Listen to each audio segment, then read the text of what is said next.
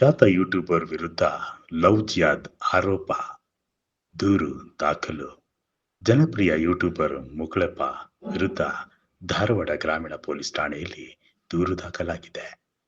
Love ಜಿಹಾದ್ ಆರೋಪದಲ್ಲಿ YouTuber Khwaja ಬಂದೆ Nawaz Mohammed Hanif Shirahatti alias ಮುಕುಳೆಪ್ಪ ವಿರುದ್ಧ ಬಜರಂಗ ದಳ ಕಾರ್ಯಕರ್ತರು ದೂರು ದಾಖಲಿಸಿದ್ದಾರೆ.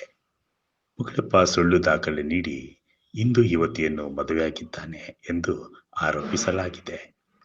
ಮುಕುಳೆಪ್ಪ ಮೂಲತಃ ಇಸ್ಲಾಂ ಧರ್ಮಕ್ಕೆ ಸೇರಿದ್ದು, ನಕಲಿ ದಾಖಲೆ ನೀಡಿ ಹಿಂದೂ ಯುವತಿಯನ್ನು ವಿವಾಹವಾಗಿದ್ದಾನೆ. ಸುಳ್ಳು ದಾಖಲೆ ಕೊಟ್ಟು ಉತ್ತರ ಕನ್ನಡ ಜಿಲ್ಲೆಯ ಮುಡಗೋಡ ಸಬ್ ರಿಜಿಸ್ಟರ್ ಕಚೇರಿಯಲ್ಲಿ ರಿಜಿಸ್ಟರ್ ಮಾಡಿಕೊಳ್ಳುವ ಮೂಲಕ ಮುಕುಳೆಪ್ಪ ವಿವಾಹವಾಗಿದ್ದಾನೆ ಎಂದು ದೂರಿನಲ್ಲಿ ಕಾರ್ಯಕರ್ತರು ಆರೋಪಿಸಿದ್ದಾರೆ.